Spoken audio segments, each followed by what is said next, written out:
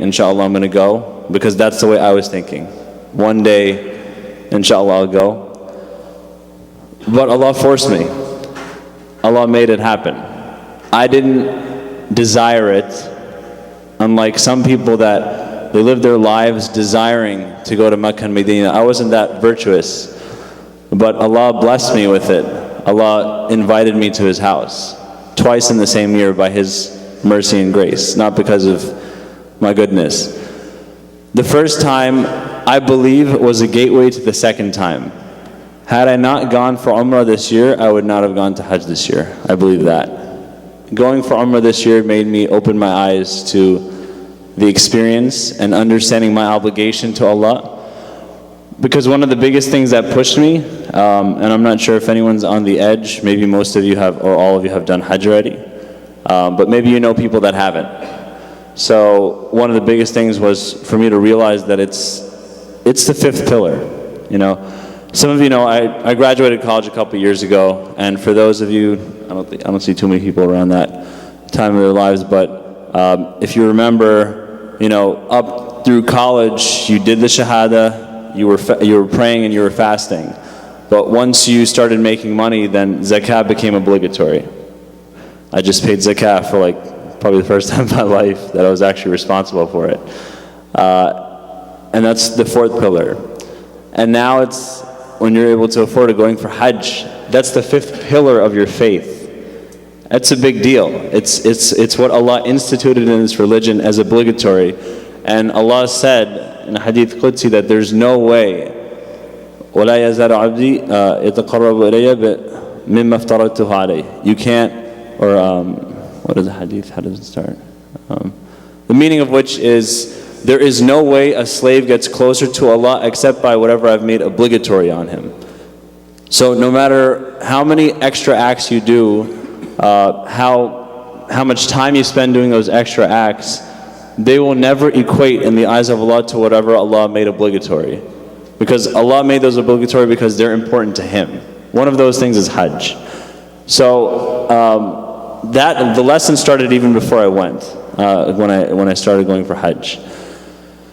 Biggest things for me, just a couple of points, and there's a lot, maybe inshallah when people are talking I'll remember some more, but a couple things I just wanted to convey was, everyone warned me before going to Hajj of how patient I would have to be, because there's just so many things that could go wrong, that me, Maz, we were in the same group, and a couple of other brothers, we actually had a slogan that we all just kept on saying to each other throughout the trip, which was Sabr Ya Haji Sabr. We just kept on saying it to ourselves, because there were so many times when patience is tried during Hajj.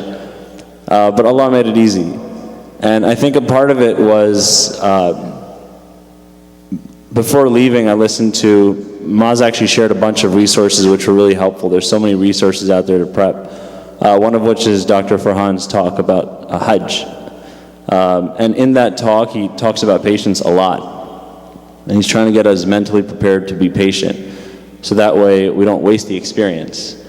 A lot of people, they go for Hajj, but they don't actually do Hajj. They're just going to Hajj and they think about their packages, you know, where did you stay, you know, what kind of treatment did you get, and how was the group, and it's just all the logistics. No spirituality. So you earned all the logistics and you didn't think about any of the spirituality.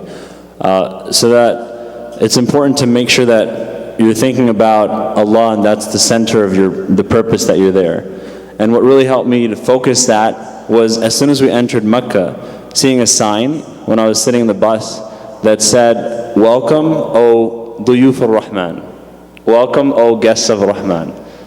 You're not going there as a member of a Hajj group. You're not going there just to see.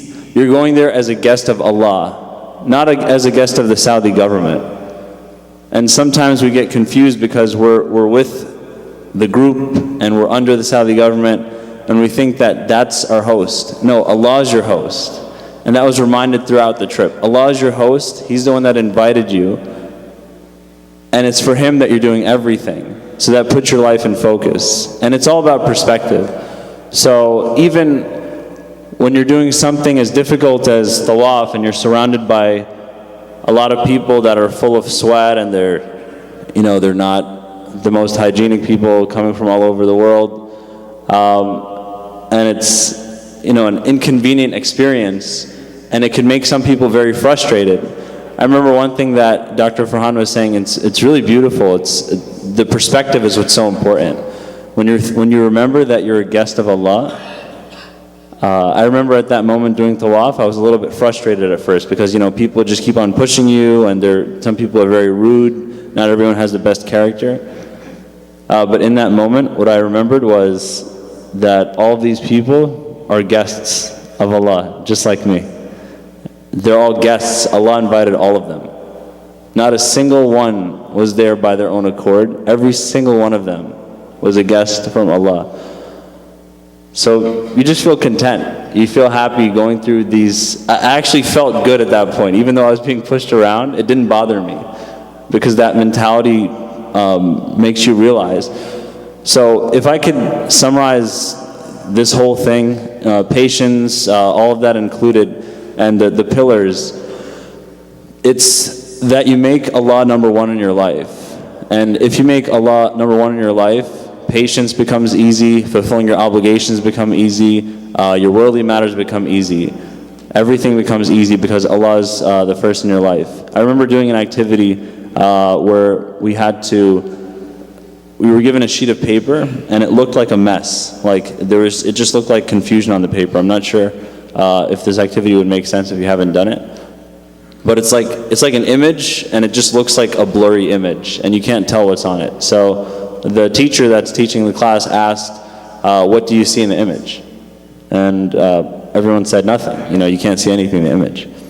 So then they said, focus on the point in the center of the image, and then tell me what you see in the image. So when we focused on the point in the center, we saw a tree in the picture. There was actually a tree, like an outline of a tree. And we hadn't seen that before because we were trying to look everywhere on the image to find what was there, and there was nothing there. So if you make Allah the center of your life, everything else comes into play. Your whole life becomes a lot more clear, and everything else becomes easy. So that was one thing that during Hajj, Allah is the center. That's all you're doing. You're focused on Allah and fulfilling His obligation. Everything else becomes easy after that. And the more that becomes your reality, the more easier it becomes. And finally, this is advice to the Hujjaj, those who have done Hajj and those who've just finished, and those inshallah who will do it later. Every time I go through a major spiritual experience, the thing that I regret the most is coming out of it. I think most people can say the same. Like, no one wants to leave Makkah and Medina. You're exhausted, but you still love Makkah and Medina, and you want to go back, right? And you don't want to come back to the dunya where you have your responsibilities, you have to go back to work, you have to deal with whatever fitnas that you're going through. It's kind of a good way to just distance yourself from that and refocus. And the most difficult thing is going back to reality, coming back to work, coming back to your routine in life, going back to doing the same things you used to do. But one thing that I realized when I was in a different experience, I went for a retreat for a week, and I was immersed, I was around other students of knowledge, and it was a great experience, similar in the fact that I felt like I didn't want to go back to work and go back to reality. I liked just being surrounded by Islam and, that being my entire life, my entire day. But what's interesting is the Prophet ﷺ, what made me realize why Allah doesn't leave you there. Even though you do a lot of great virtuous things when you're in solitude, Allah never leaves you in solitude, and He didn't prefer that for His Prophet ﷺ. So when the Prophet ﷺ, around when he was getting to the age 40, he used to go to Hira to pray to Allah in solitude, and he used to reflect, and he used to be alone just worshiping Allah. And then Allah sent the angel, and He forced him out of the cave. Even though the Prophet ﷺ loved solitude, Khadija radiallahu anha described his demeanor, and she said that he used to love solitude at that time. right? Or in that hadith, it's mentioned that he used to love solitude. He just loved going there and just worshiping Allah by himself. But Allah didn't want that for him. You would think that that would be really beloved to Allah, that a slave is coming and worshiping him. No, Allah forced him out, and He told him to go and warn his people and to go and spread the message of Islam. Just like the people of the cave, Allah gave the people of the cave a refuge for 300 years, but they didn't die there. Even they went out to their people. Allah forced them out because they were hungry, and then their lives were taken afterwards. So Allah gives us these spiritual experiences in our lives, not that we get stuck in them, but that we get recharged from them, so that way we can make our lives more meaningful. We have to live our lives. We can't just live and wish that we were at Hajj. We have to live like we're always in Hajj, that we come out with these lessons forever. It's not something that's confined to a time. It's a recharging. So I ask Allah that He recharges us and helps us to focus, and that He gives us guidance in our lives to do things for His sake and aligns our affairs that way. Jazakumullah khair.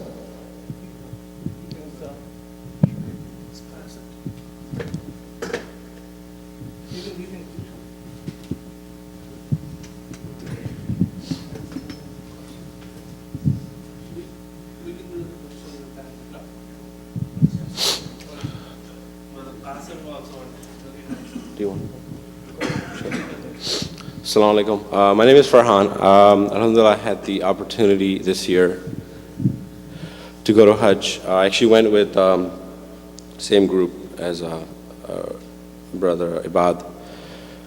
I'll briefly share my experience, my takeaways from Hajj. This is my first time I performed Hajj. I'll try not to overlap too much with what brother Ibad said. So for me, the biggest, one of the biggest was realizing what you have. Like, so when you do Hajj, you literally, depending on how your package is set up. So we were, the way it was set up for us, we start from Medina, then you go to Mecca. And when you get to Medina, you pretty much start from the peak. Literally, 5-star hotel, walking distance to Haram, and Medina is the most peaceful place you can be at. I think, when you leave Medina, people say it and you actually realize it when you're there. I've done Umrah and I felt the same way then, and this time as well. When you're leaving Medina, you just, it's difficult to explain, but this is something about it. You come back and you look at pictures, those umbrellas and the whole nine. So you start from top and you're like, okay, we have a great package, we have, alhamdulillah, we have so much money. And then, you go to Makkah and you slowly decline. That's just how it is. I think it's for everyone, regardless of how much you pay. And then that gives you a feeling of what Allah has given you that you haven't really thanked for. You just don't think about it often because you have it and you're like, all right, I worked hard for it. But reality is, you move down, you see that you can spend 10,000 to 50 or whatever the amount is. It's going to go down, and you have to come down to that level of at Muzdalifah, where you're sleeping on the ground. Again, regardless of package, you have to. That's part of Hajj. So starting from there down to Muzdalifah, I'm not going to go into detail for each step of Hajj. It made me realize, and I recall telling my wife numerous times, we have so much. Because just by seeing where we start, and then during Hajj you see different groups, different people, and they all don't have the same accommodation as you. So I had a family from Pakistan who also performed Hajj, and they were telling me they walked from Mina to Muzdalifah. So that's a quite decent, and their Hujjaj can vouch for it. That's a huge distance that we traveled in a bus, but because their accommodation was different, they walked, and they walked more than 12 hours during the day. So things like these makes you think that how much Allah has given us that we may not think for. That's one thing that that kind of helped me realize, and I'm really, really, really blessed, and I thank more often now for what I have. Second was the patience that you get automatically. I consider myself not to be as patient as some other people may be. So I was going into Hajj, for me, and after listening to the stories, and you read articles, and you watch videos, Sheikh Omar Salman, they post videos, they kind of give you guidance of really what to expect. And one of the biggest things is patience, and then they ask, and they talk about Mina and the bathrooms. It's just not convenient, and it's not. For me personally, I had absolutely no issues. I think once you're there, you just begin to embrace it. Not that it was convenient, obviously I prefer facilities I have here, but when you're there, you adapt it. And I have zero issues with Mina bathrooms, Muzdalifa. It's just because you appreciate everything around you that over time you just stop complaining. And then I guess once the Hajj is over, the biggest challenge, as Brother Abbas said, is when you're back. So for me personally, overall process of Alhamdulillah Hajj wasn't as bad or as difficult, not bad, as difficult as coming back here and then now preserving your Hajj. Inshallah, your Hajj is accepted. But now, more important, our Sheikh taught us, is you're going to have this. When you come back, you're going to have to face the world, and you have to preserve your Hajj. You have to make sure the things that you ask for forgiveness for, you don't repeat those actions. So that's the biggest challenge, is really keeping this, taking your clean slate, inshallah, and keep it clean. I also didn't prepare for this much, so I'm just trying to anything that kind of comes to mind. And a tip for anyone who hasn't performed Hajj, anyone who's younger, try to do it as soon as you can when you're financially capable, while you're physically capable.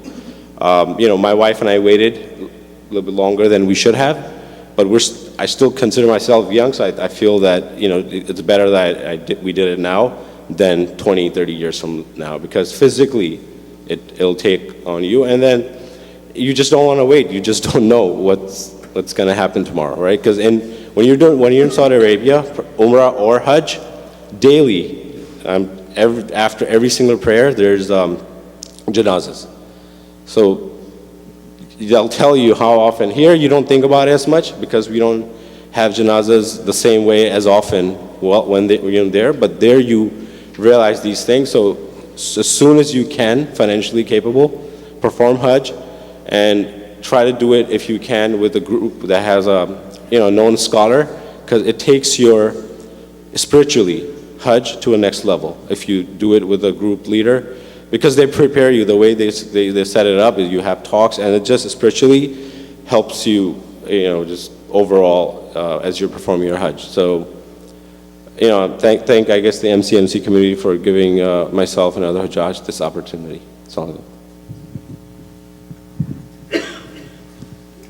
Bismillahirrahmanirrahim. Nahmaduhu nusalli ala rasulihil kareem, amma ba'd. My name is Qamar Arsalan. Alhamdulillah, Allah subhanahu wa ta'ala gave me the opportunity to Hajj this year. This was my first time. And as Brother Ibad mentioned, Allah subhanahu wa ta'ala gave me the opportunity to go to Umrah this year as well. Sorry.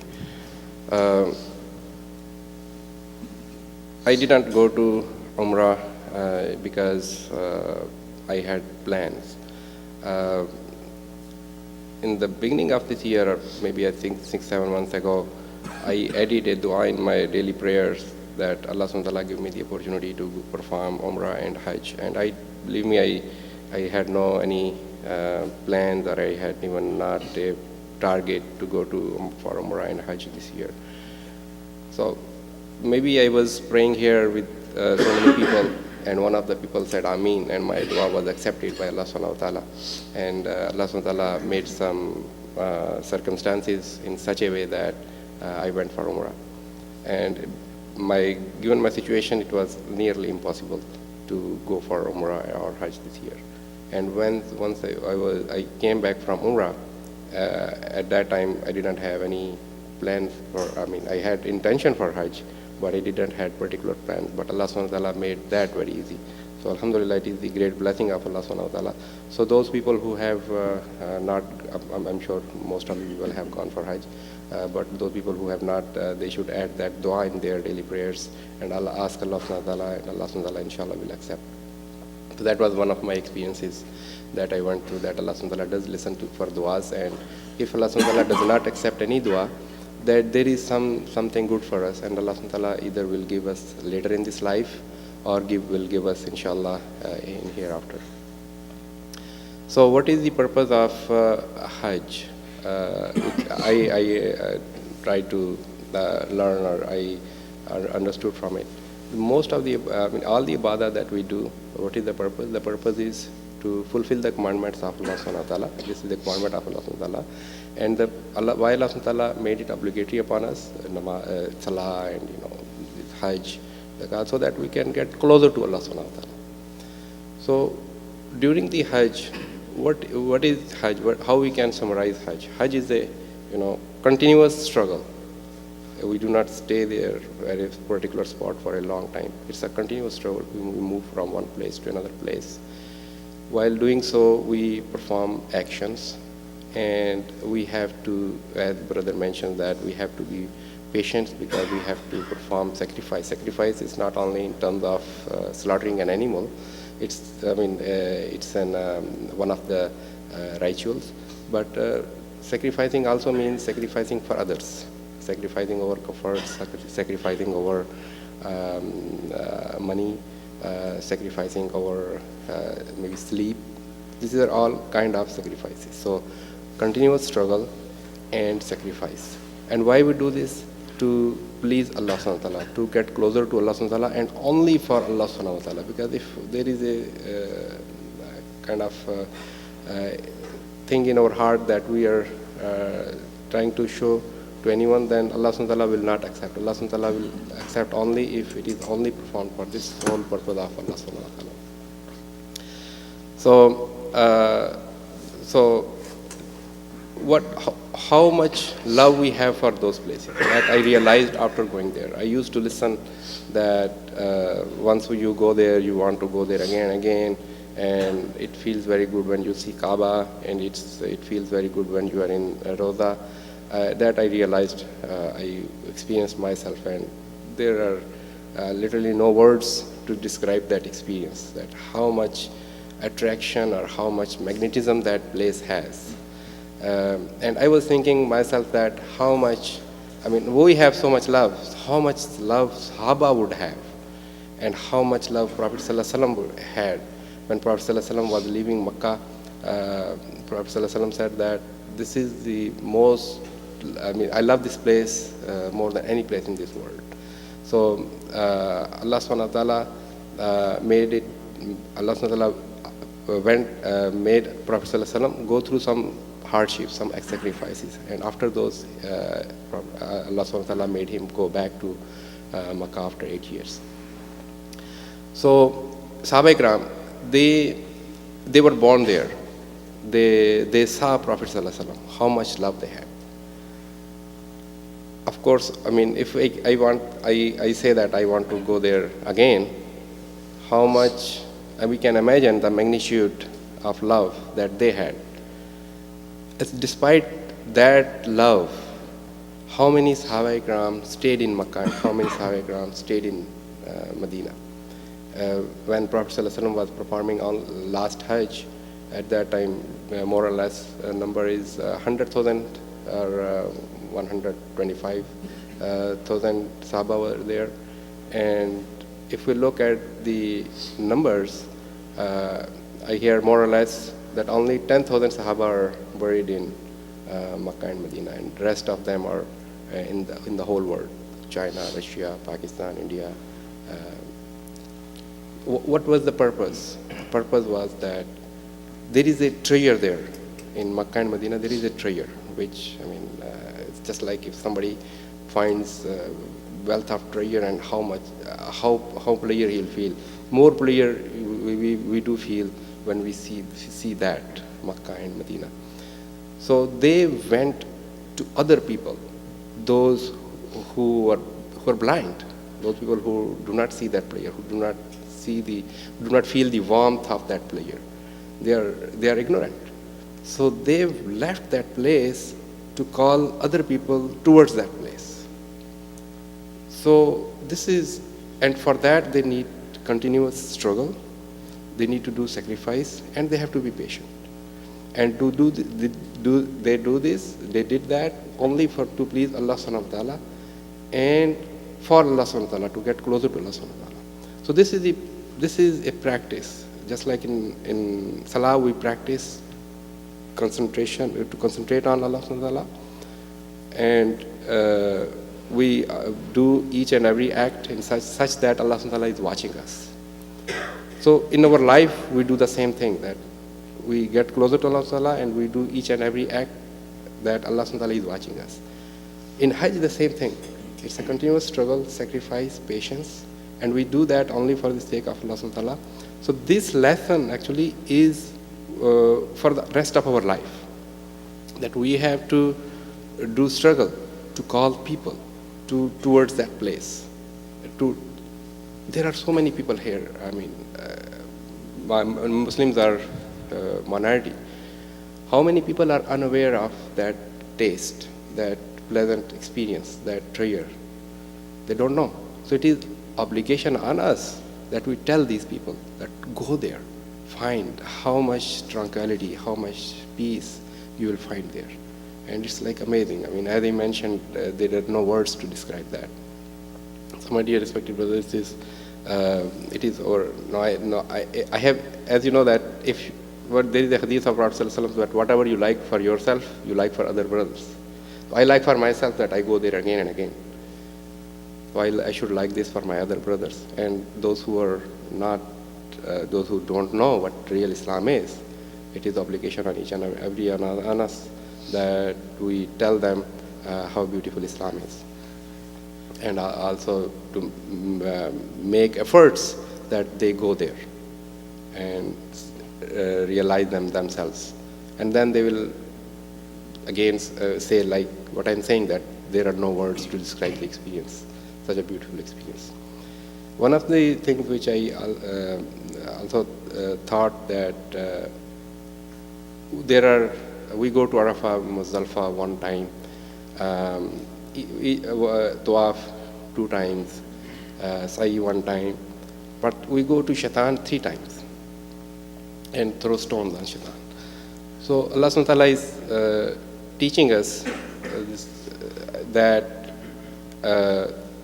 Shaitan will attack you a lot while you are doing sacrifice, while you are doing continuous struggle, while you are calling people towards Allah subhanahu wa ta'ala, while you are yourself trying to get closer to Allah subhanahu wa ta'ala. Shaitan will attack you a lot, and you have to throw stones at the Shaitan. So it's not just a ritual in the Hajj. This happens each and every step in our life. Shaitan will attack us, and we have to throw stones to the Shaitan. It's not only Shaitan, it's our nafs as well. We have to throw stones and do that act only to please Allah subhanahu wa ta'ala. So my dear respected brothers, it's such a beautiful experience, and may Allah accept our Hajj. And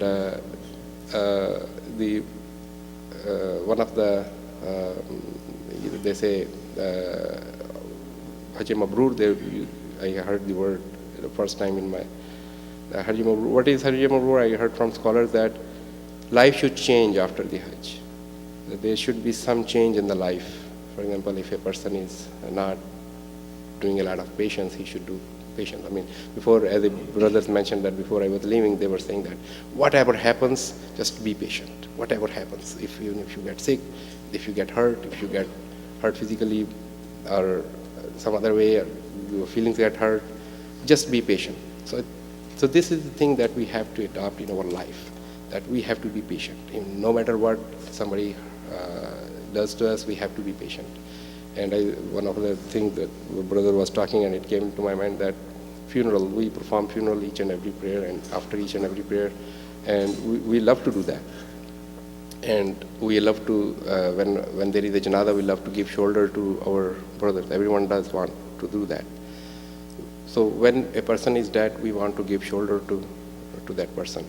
How much more beneficial it is that if we give shoulder to our brothers who are alive.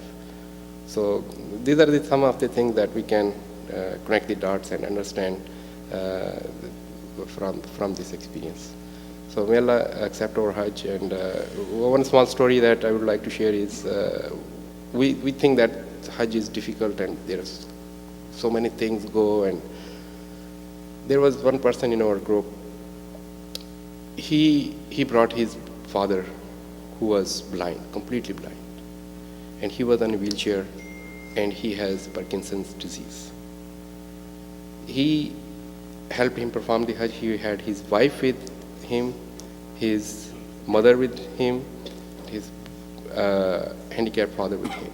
And I never saw any time a little bit frowning on his face. All the time I saw his pleasant and nice and smile on his face.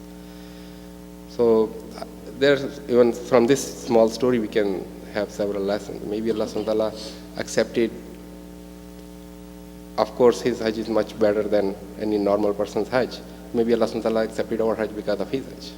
Who knows? I mean, there are so many people who say Ameen. Somebody's prayer they accepted. So maybe Allah subhanahu wa ta'ala accepted his Hajj, and because of that, Allah subhanahu wa ta'ala accepted other people's Hajj. There are so many righteous people who come and perform Hajj. So, I mean, there are so many things about parents that we learn from Hajj. How about when we perform Sa'i, we see that I was thinking that how Hajar alayhi salam was running between these two mountains to quench the thirst of her son.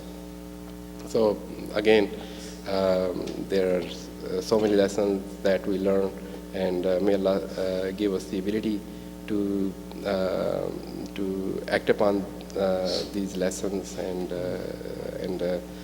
keep this Hajj and preserve this Hajj. Ameen.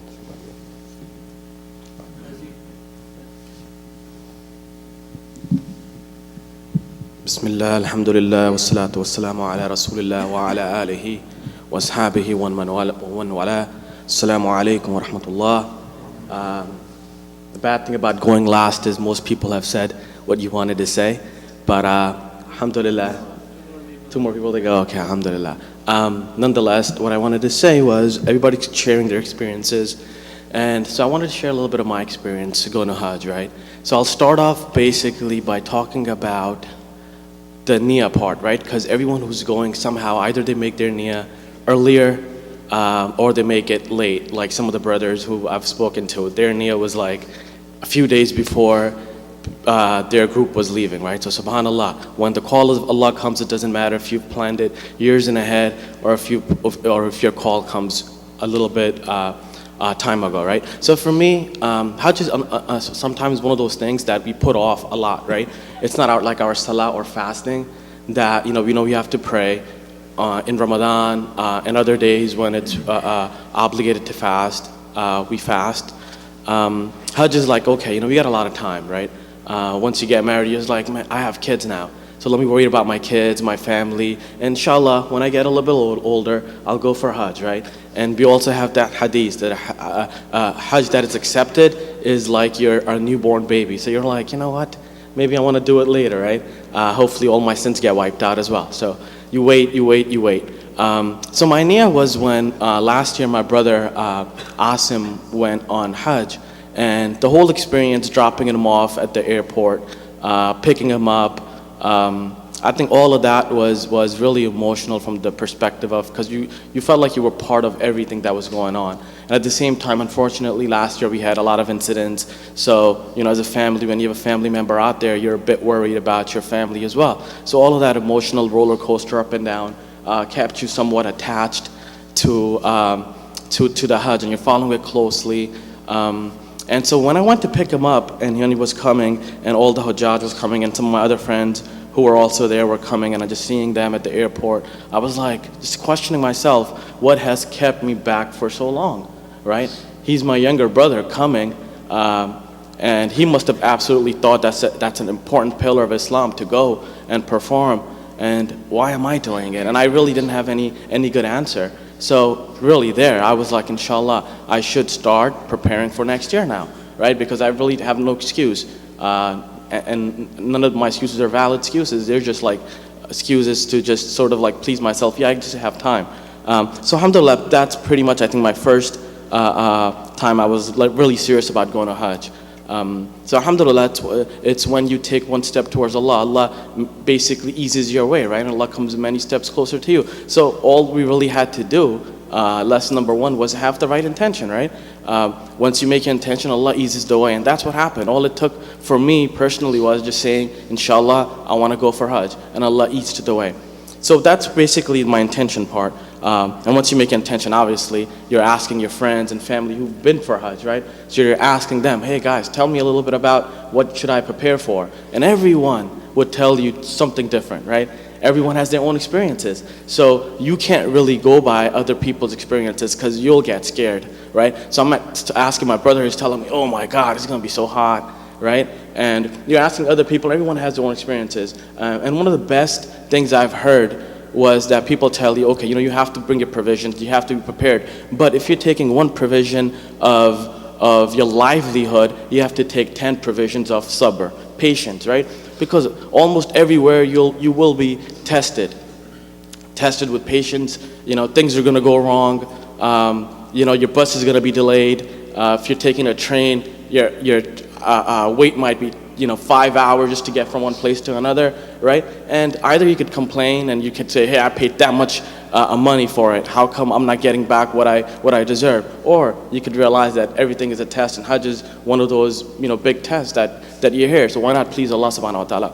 And I think that was a great advice. So I was like, inshallah, I'll try my best.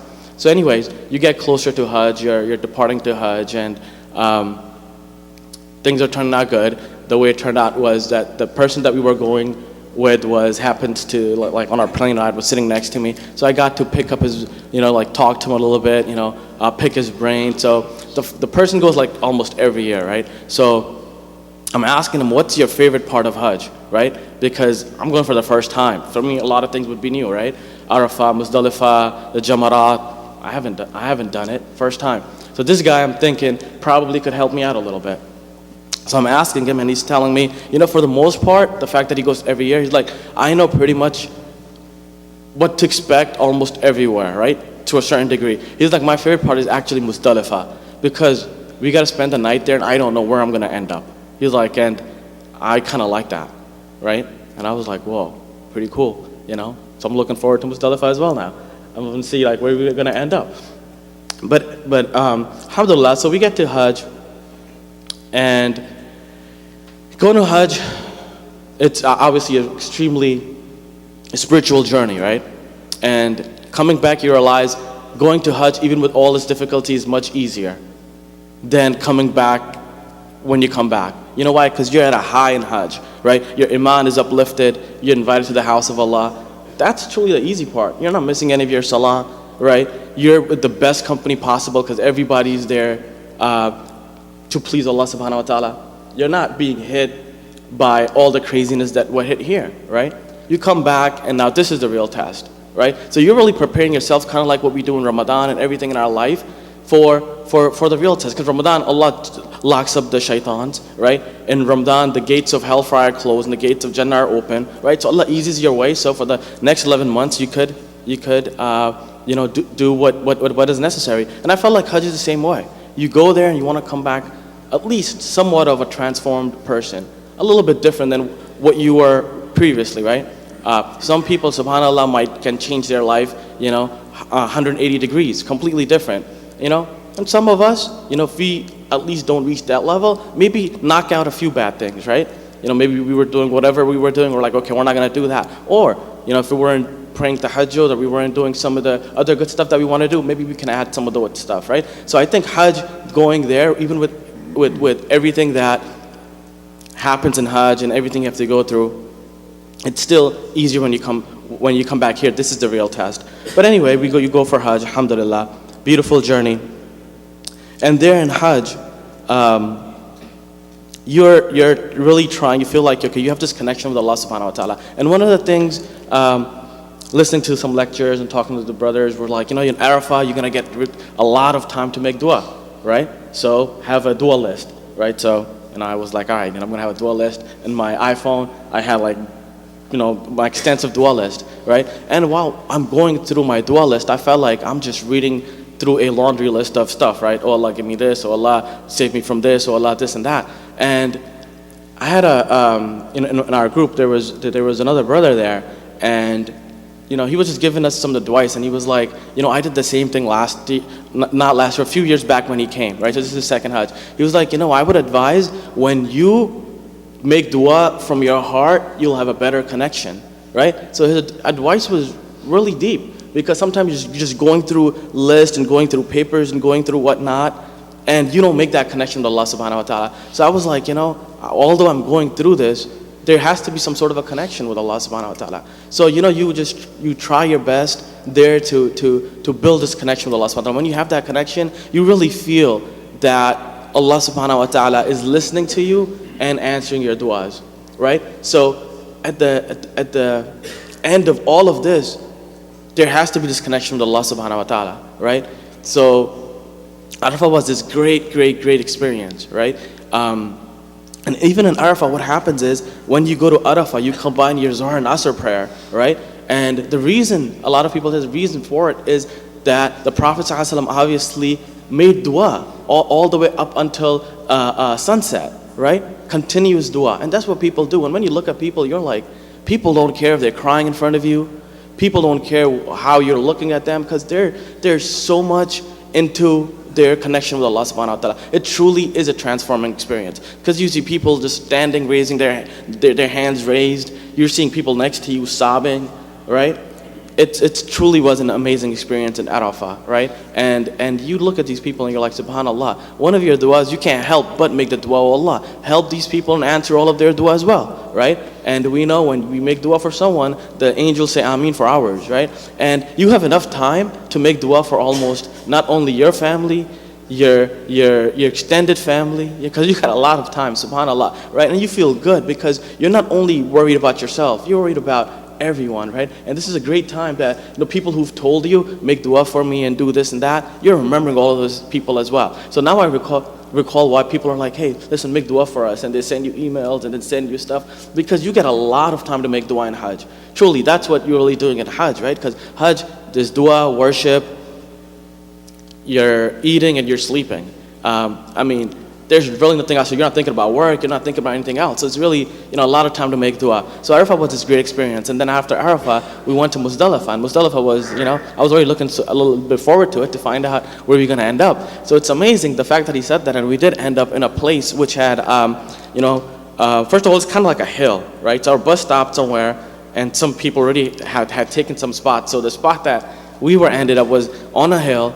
It had, it was very thorny, right? Like, so meaning it had a lot of rocks. Muzdalifah had rocks, so there was a lot of rocks already there. And so we put out, even though we had a carpet, we put 2 carpets on it, and we're trying to sleep on there, but you still feel it in your back. You're like, oh man. So I remembered I bought this musalla, which was like this thick, especially for this day. So I put that on, and then I'm trying to share with some of the other brothers, because other brothers didn't bring something. But even with all of its thorniness, right? I spoke to people, and people said they had the best sleep in their entire journey. And I was like, subhanAllah, it just depends. You go out in the way of Allah, and even though things physically look like they're a mess, but Allah subhanahu wa ta'ala makes it easy for us. And that's exactly what happened to many of us, where people were able to sleep, had a great sleep. And when we were going there, how a lot of times you talk about, it's like 5-star hotels and 4 and 3 and whatever. And when you're going to Muzdalifah, a lot of people are like, now we're going to limitless stars. What they were just trying to say was, you're sleeping under the sky, and there's nothing but stars there. So you don't have to worry about, if it's 5 stars, 6 stars. There's nothing but stars. So subhanAllah. And that's how we felt like. We probably had the best sleep. Alhamdulillah. So that was pretty much my story. Alhamdulillah. And then last but not least, one thing I would like to share, and I think this is the highlight of the story, is the fact that when we go there, you realize you might be walking out of hotels or whatever, and you see people who are camped out on the streets, right? And you can't but look at them and appreciate that these are the real people. Subhanallah, no joke. Where they're smiling, right? It's hot, right? We were hitting in high 90s and in 100-degree weathers. There's kids, people brought their kids, right? And they're still playing, they're happy. And I'm looking at, man, the society that we come from, it kind of always pushes you never be happy. You can never be content, because you always want to get to the next level. Whatever you have, it's like, no, it's not enough because your cousin has more, or your uncle has more, or your brother has more. So you're constantly pushing yourself, next level, next level. You technically, you're telling yourself, don't be happy. That's sometimes what our society tells us, really. Right, at work and everywhere around us. You go there and you look like, no, happiness does not mean what house you live in, what car you drive, or whatever you have. Happiness means contentness of Allah subhanahu wa ta'ala. If Allah makes you content, you could have little but happier than a lot of people. Or if money made people happy, then we wouldn't have celebrities overdosing, right? We wouldn't have rich people committing suicide. So I think you walk away with the fact that just be happy with what Allah has given you, and that's one of the journeys you want to keep going on and on. I know it's only obligated once, but truly it really uplifts you. So if someone can afford to, I would really advise, maybe do it if someone can do it every year, great. If not, maybe every 5 years, every 10 years, because it's truly a transforming journey. Jazakallah khair. Assalamu alaikum.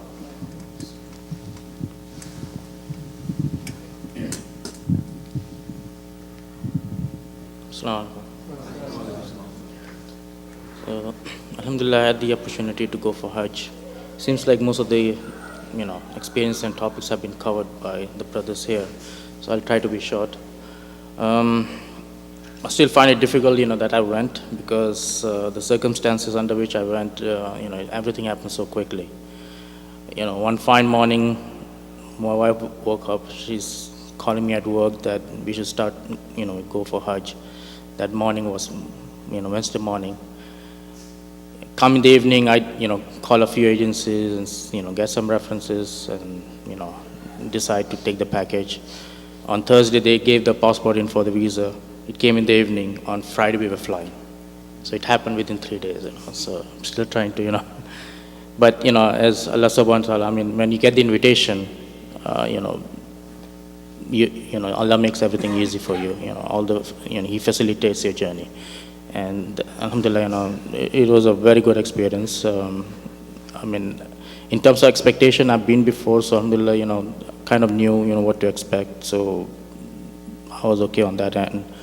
But I wasn't prepared, because, I didn't want to have the ihram. I didn't have time to purchase it. So alhamdulillah, our first stop was in Medina, so my plan was to go and buy it over there, So, that's how it turned out to be. I also had my 4-year-old with me, so it's 3 of us. I was a bit worried that, in the crowd, this is the first time he was going, so how will, what to expect with him. But in fact, he proved to be much more beneficial than, kind of being a liability or a hurdle. It made everything easy, I didn't have to join long queues, whether it's immigration or whether it's in the airlines or even going to the bathroom. They see a little kid and, we were the first one to go through. So alhamdulillah, it worked out pretty good. He was happy throughout, no problem, Yeah, journeys, Hajj is a special journey, as we all know, and as the brothers have, already mentioned. And it's, and may Allah subhanahu wa ta'ala gives opportunity to everyone. If you have the money, don't wait, just go, just prepare. It doesn't take too long, too much effort. Just go for it, and, Allah will make everything else easy for you. So don't worry about that. But if you do have the means, then it's a fard, it's a wajibah, right? You have to perform it, and you have to do it in your life once at least. My best experience, I can say, was during the whole of all the rituals of the Hajj was during the time of Arafat. So we reached around like 10 in the morning, and the camps were fairly comfortable. So we had a bit of rest, and then the dua and the ibadah started. So also we were lucky enough that we had Sheikh Abu Nar with us. He was our spiritual guide, and there was another sheikh from Jersey City. So that also helped us a lot. So there was one nice thing he said that remember at every step during the journey of the Hajj, you need to be making du'as. You have to be engaged, right, all the time. But there will be a time where you will run out of du'as, what to ask, because you have plenty of time, between each rituals. So what he mentioned that, that you should be engaged in zikr, zikr of Allah subhanahu wa ta'ala, So try to be constantly engaged in zikr, Just by the virtue of you being engaged in this zikr, that, Allah subhanahu wa ta'ala will accept your du'as that you intend to, ask, or that you don't remember at the time. And, the du'as which may be beneficial for you, all those du'as will be accepted. Also, there's a special dua he mentioned that, make, yourself being part of that. Huzur Pak Sallallahu Alaihi Wasallam, when he made the dua, that let you be part of that dua also. So it's kind of comprehensive dua, so everything is covered in that. So, there are a few tips in there, it does help, if you have a good scholar also with you. But, personally, I would advise that, when you go for Hajj, prepare yourself, educate yourself. The arkans are so important. You cannot take this lightly.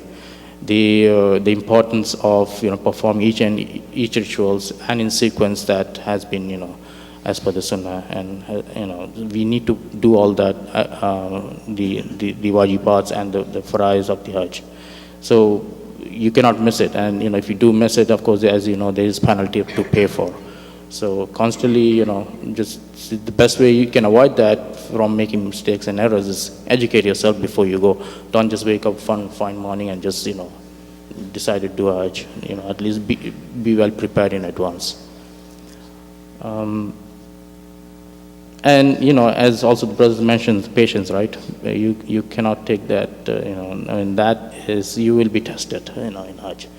At any step in your journey, you will be tested for patience, There will be people shouting, screaming, whatnot, pushing, but you just have to be patient. You just have to, focus that you've come here, please Allah, fulfill His, the obligation and duty of performing the Hajj, with that focus in mind, He'll help you to teach patience, Alhamdulillah. So that's also important during this time. Performing, there was one incident where while I was doing the tawaf, I saw, it actually gives you, helps you to appreciate, how important that Allah has given you limbs, good health, that you're performing and walking and doing the tawaf, So I saw this one man, he was doing the Hajj, he was doing the tawaf, and he had no legs, Literally, he was doing it in that crowded, in the mataf area. He was doing it with his hands and just, doing tawaf with no complaints, going at regular pace. People were going just around him. No one was stumbling over him. But, seeing things like that will help you to also, help you to appreciate that, always thank Allah for all the goodness that you have, that, all the nama and that He have been given to you. You can never thank enough. So constantly thank Him also, doing the zikr, being engaged, always doing istighfar, And of course, coming out of Hajj, you should have at least some points that these are the changes that will bring a change in my life after I've come out of Hajj, and focus on those points. And inshallah, hopefully that it'll help you to achieve that goal of, bringing some change after the Hajj is, completed. And of course, these are the places that you always want to go over and over again. And, once you've been there, there's never a point in time that you feel you don't want to go. You'll always want to go, And may Allah make it easy for everyone that, we all experience the Hajj, go for Hajj, Umrah, and, visit this place, the holy places, Assalamu alaikum.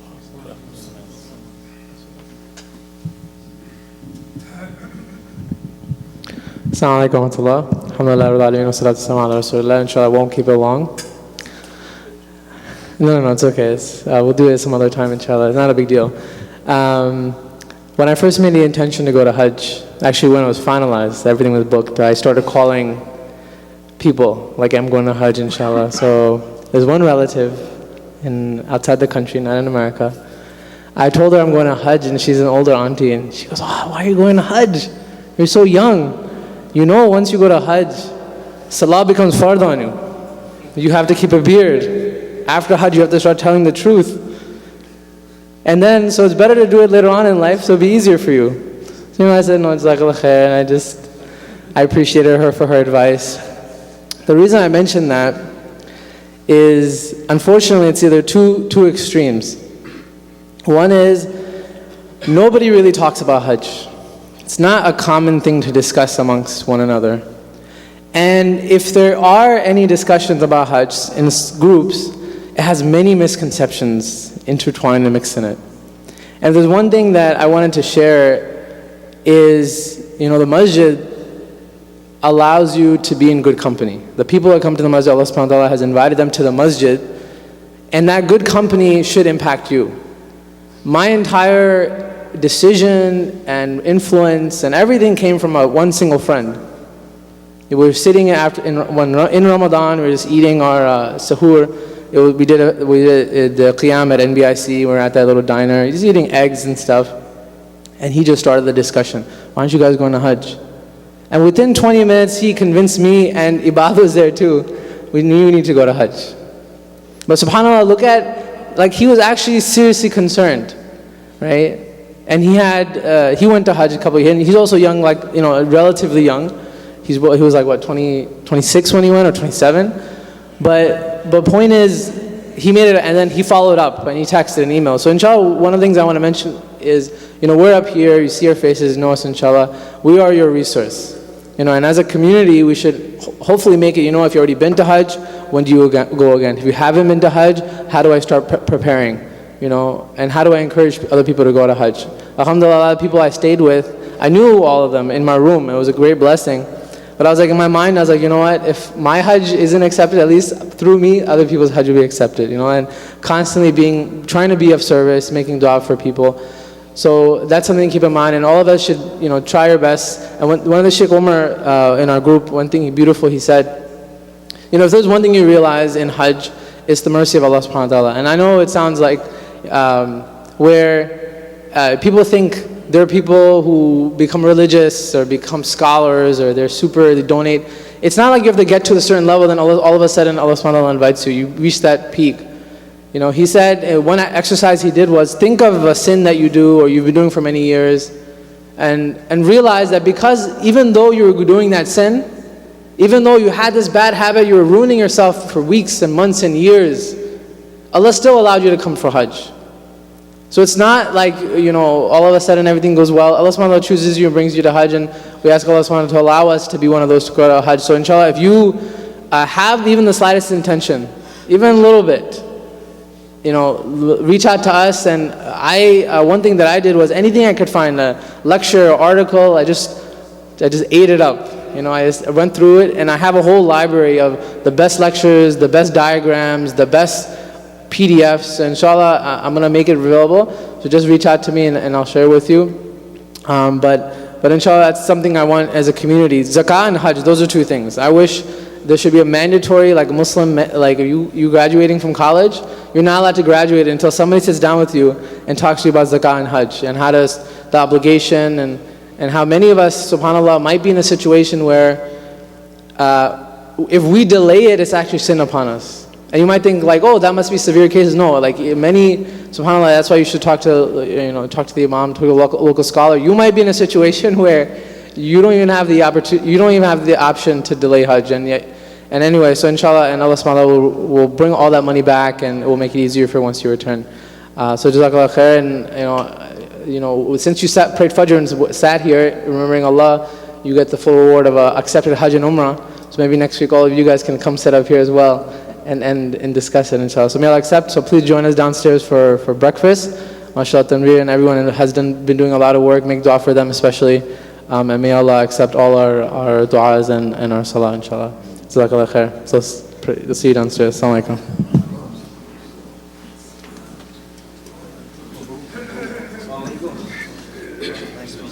How's Daddy? Is he gone back home? It's nice. Good work he did. Not only he's keeping himself busy, he's doing good work. Yeah.